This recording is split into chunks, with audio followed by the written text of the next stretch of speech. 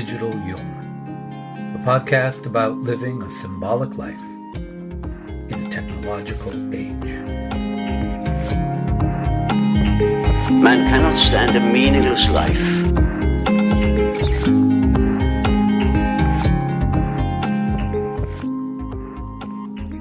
I'm Jason Smith, Jungian analyst and author of Religious But Not Religious, Living a Symbolic Life.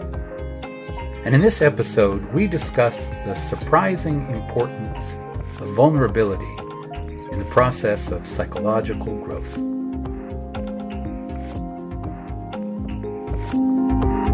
It's the human soul. That's the buried treasure.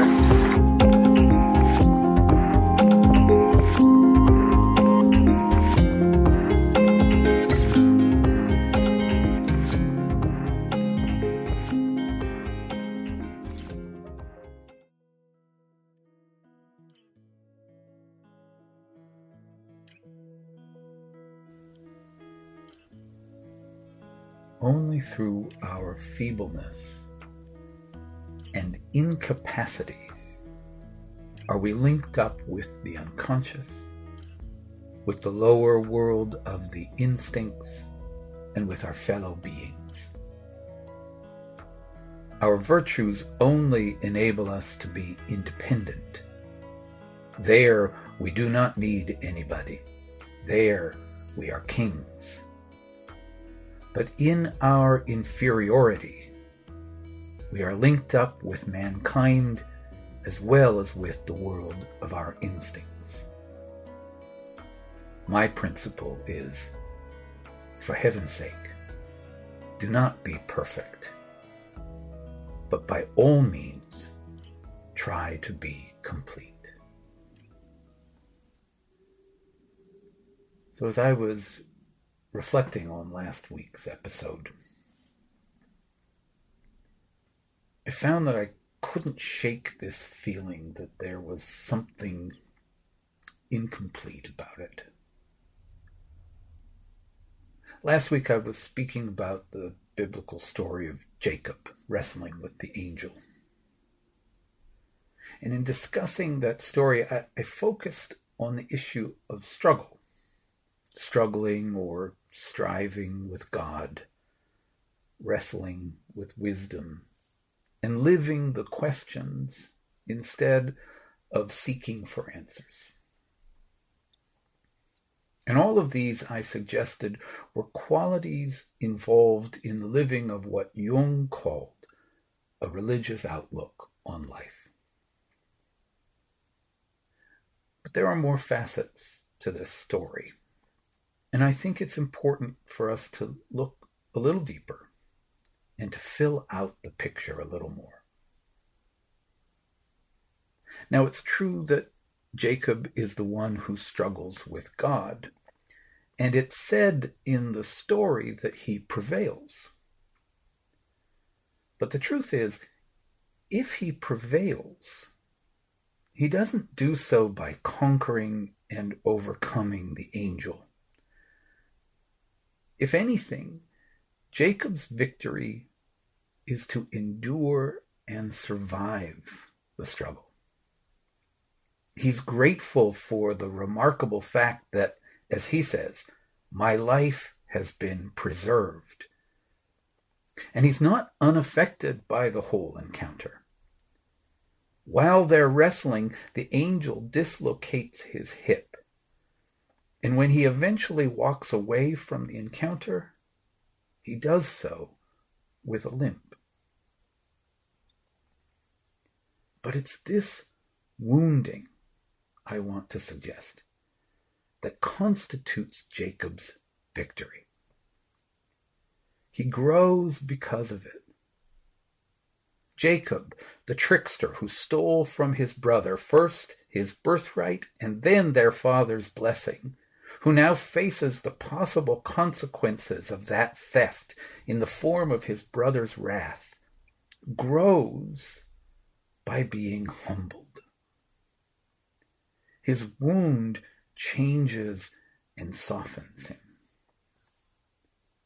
And then, when his brother Esau approaches, Jacob bows low to the ground 7 times. And in response, Esau runs to him and hugs him, and the 2 brothers are reconciled.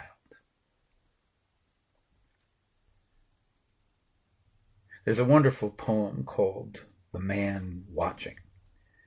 And in it, the poet Rilke makes an allusion to this story of Jacob.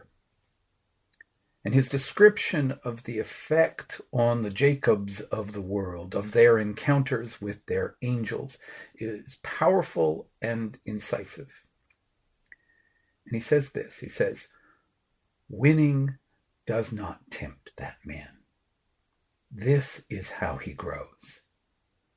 By being defeated decisively by constantly greater beings."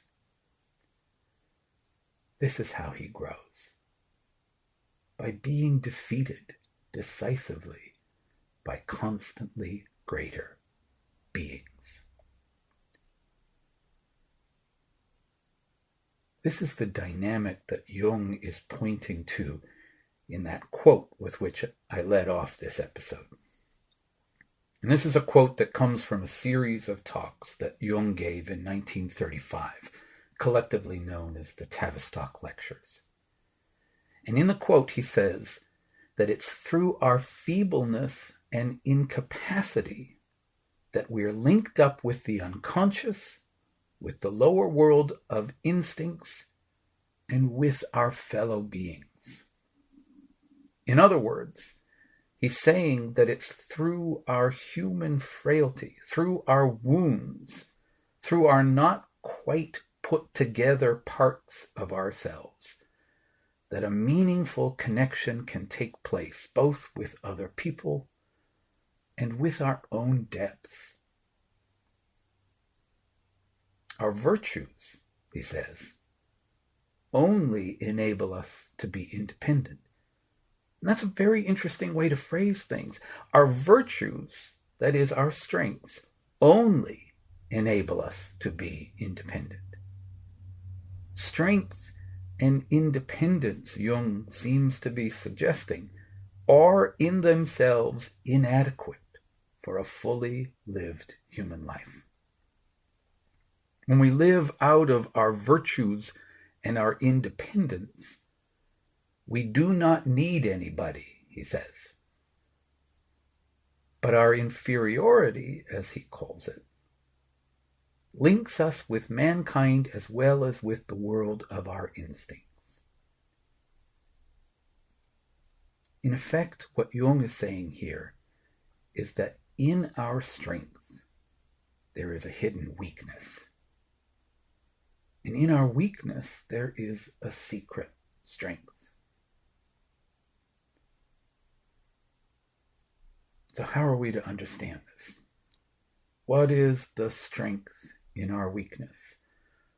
The growth that comes through defeat.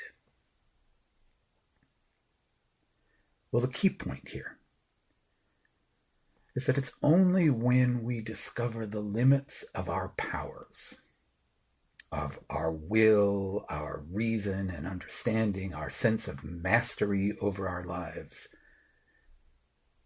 It's only when we find the limits of these that something new and creative can emerge. It's when we discover the limits of our ability to affect the course of life that we become open to being affected by life. Instead of changing the circumstances surrounding us, we are changed by them. It's at this moment when what we know fails, what we don't know emerges to fill the gap. Or to use Jung's language, through our feebleness and incapacity, we are linked up with the unconscious. And this is when we're receptive to an illuminating dream, or a helpful intuition, or a creative idea. In the words of the immortal Leonard Cohen, There's a crack in everything.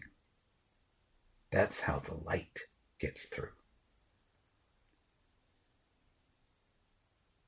And this has important implications for the practice of the symbolic life. For in that work, it's essential that we learn how to submit to the initiative of the symbol. And this means learning to receive our psychological images. From our dreams, our waking fantasies, and our creative imagination, to receive them humbly, with openness and curiosity. It means not imposing our perspective or our agenda or our fixed ideas upon such symbols. To work with symbolic material in our psychological and spiritual lives is not a matter of interpreting it according to what we already know and think. It's not about analyzing our unconscious, as Jung says when he's speaking about his technique of active imagination. Rather, it is to give your unconscious a chance to analyze yourself. And so the move here is one from invulnerability to vulnerability. We need to allow cracks to form in our psychological armor if we want to let in the light of self-awareness, compassion, and meaning. And this is a theme that is powerfully presented in the story of Parzival, one of King Arthur's knights, in his search for the Grail. And so here's a retelling of an episode from that tale, in which Parzival makes the first of 2 visits to the Grail Castle.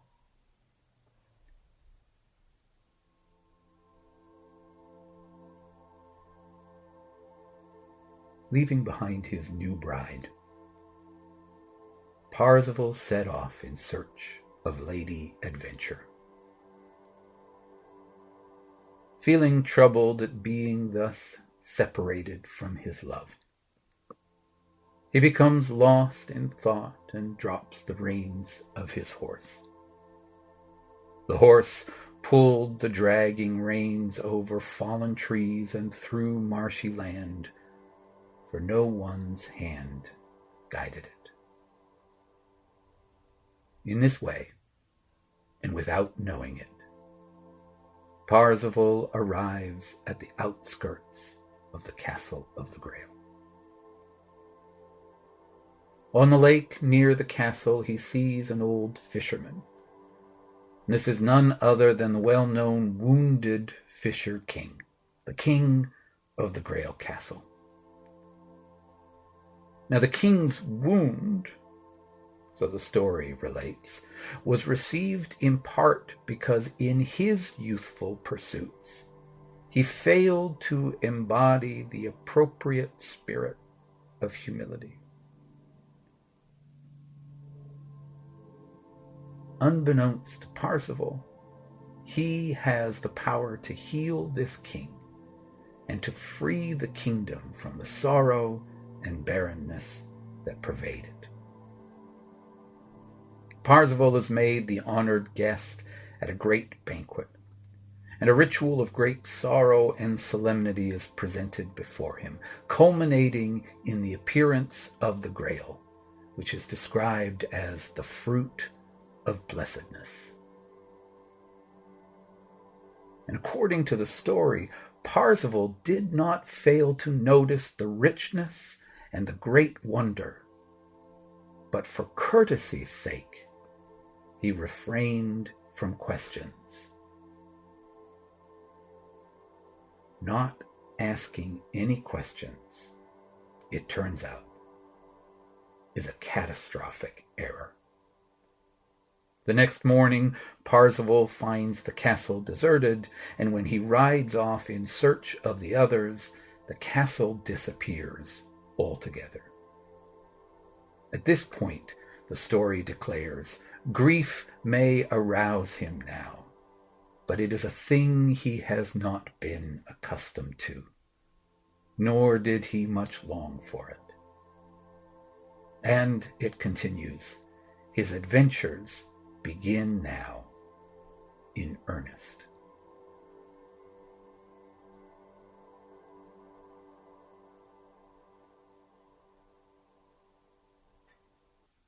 Parzival's great failure is a failure of empathy. He's enthralled by the sights of the Grail Castle, but he fails to ask a pivotal question. And he's been taught by his mentor that it's not proper for a knight to ask questions, and so instead of following his spontaneous curiosity and concern, he chooses instead to preserve a kind of unmoved attitude, the persona of the impassive and invulnerable knight. And the question that Parzival fails to ask is a deceptively simple one. What is it that troubles you?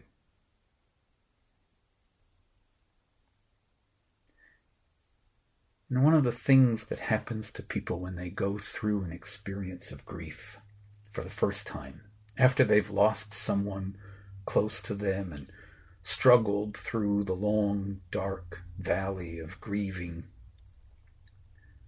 is that they emerge with a new awareness of others' pain.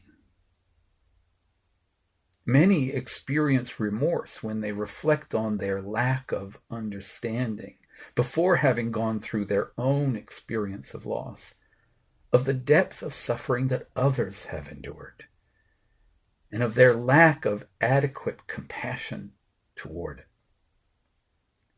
Like Parzival, they realize that they did not know enough at the time to ask the critical question, what is it that troubles you?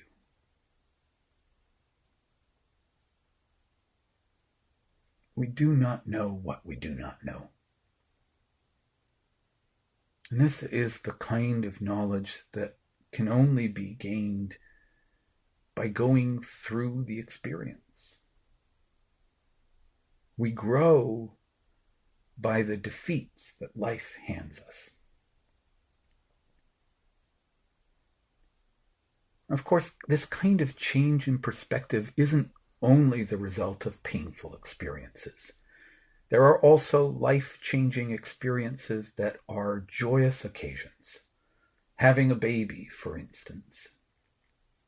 But either way, these kinds of experiences not only change us, they change the world in which we live. They are truly transformative. Whether such experiences are joyful or sorrowful, we are initiated by them and by life into a new state of consciousness. We become different people. Life events like birth and death are those that break open the heart, such that we are no longer able to stay isolated in our own private consciousness. Now we live in an awareness that what happens to the other affects and involves us too. We become vulnerable. And another name for vulnerability is nothing other than love. But that is a subject for another time.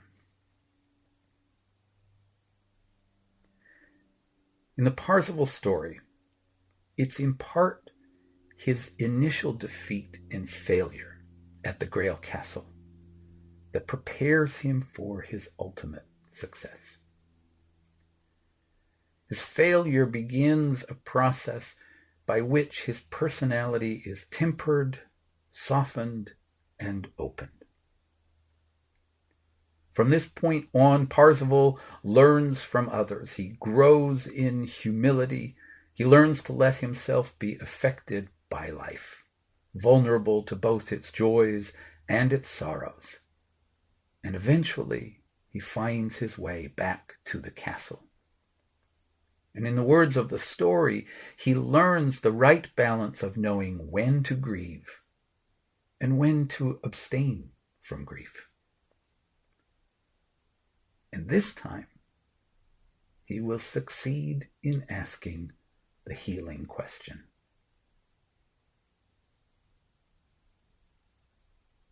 This softening, this growing through humility and vulnerability are important not only in our openness to others, but in our openness to our own psyches. If we are too identified with a particular self-image, we're in danger of ignoring other vital aspects of our personality and our potential. We may develop part of ourselves, but leave other parts undeveloped. One aspect of the symbolic life is that it opens us to the fullness of the life that wants to live in us. The individuation process, said Jung, is to become what you are. But that might mean that we have to let go of who we think we should be, or who we have been told we're supposed to be. And that can be felt as a kind of defeat for the old, outworn ideal.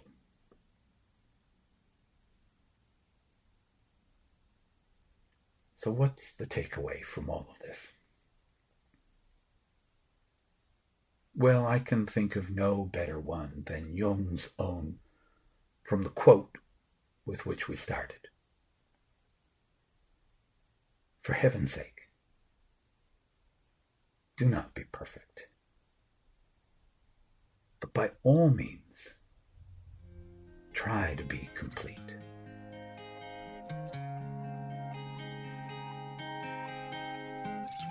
Until next time.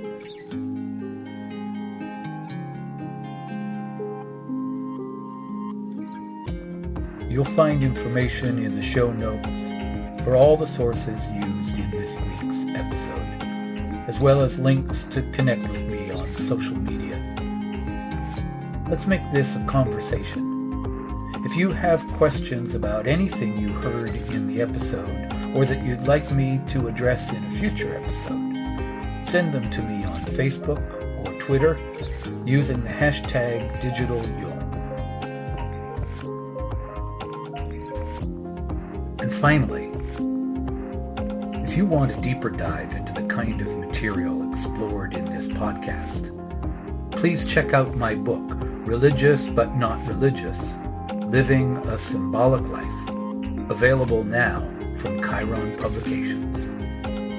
Thanks for listening, and take good care.